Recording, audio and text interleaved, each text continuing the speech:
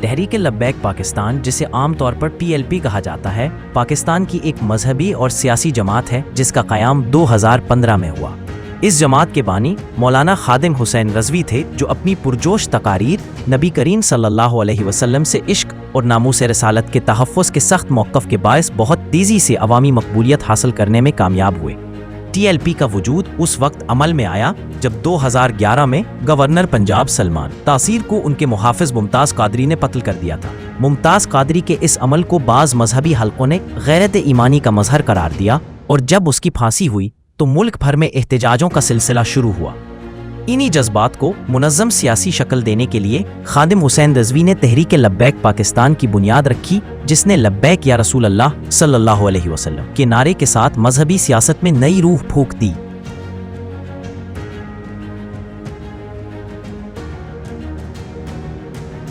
تحریک لبیک پاکستان نے اپنے سیاسی سفر کا آغاز 2017 کے فیض آباد دھرنے سے کیا، جو پاکستانی سیاست میں ایک بڑا موڑ تھا۔ یہ دھرنا ایک معمولی قانونی ترمیم کے خلاف تھا، جسے TLP نے ختم نبوت صلی اللہ علیہ وسلم کے حلف سے جوڑ دیا۔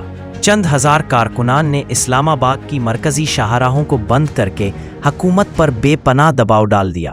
دھرنے کے دوران خادم حسین رضوی کی تقریریں عوامی سطح پر وائرل ہوئی اور TLP کو پورے ملک میں شناخت ملی۔ حکومت وقت کو آخرکار فوجی ثالثی کے ذریعے معاہدہ کرنا پڑا، جس پر فوج کے نمائندوں کے دستخط بھی موجود تھے۔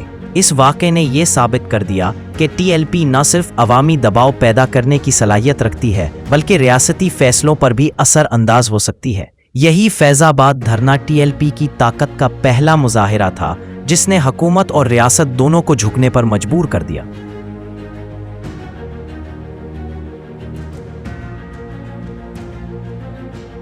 تحریک لبیک پاکستان نے پاکستان کی مذہبی سیاست میں کئی مثبت پہلو بھی پیدا کیے۔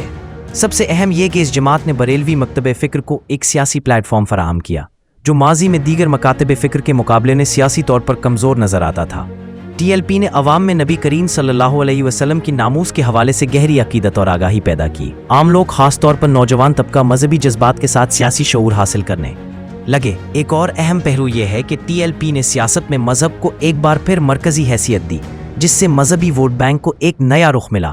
اس کے نتیجے میں پاکستان کی سیاسی جماعتوں نے بھی مذہبی جذبات کا احترام کرنے پر زیادہ زور دینا شروع کیا۔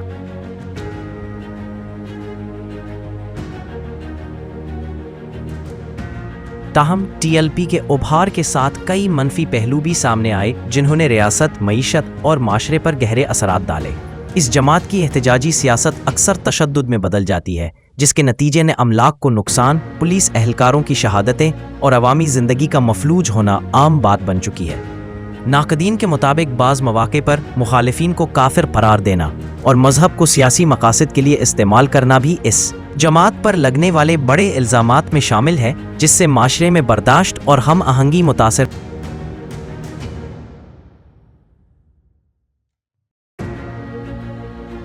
لبیک یا رسول اللہ کا نعرہ دراصل عشق رسول اللہ اور احترام دین کا پیغام ہے۔ اگر اسی نعرے کو امن، انصاف اور اتحاد کے جذبے کے ساتھ جوڑا جائے تو یہ تحریک پاکستان میں اصلاح اور بیداری کی علامت بن سکتی ہے، مگر اگر یہ نعرہ شدت پسندی اور انتشار کا ذریعہ بنا تو یہ قوم کے اتحاد کے بجائے اس کی تقسیم کا سبب بن جائے گا۔ پاکستان کو ایک ایسی مذہبی اور سیاسی فضا کی ضرورت ہے جہاں محبت، برداشت اور انصاف کو فروغ دیا جائے، اور یہی وہ راستہ ہے جو TLP کو اپنے مستقبل کے لیے اختیار کرنا ہوگا۔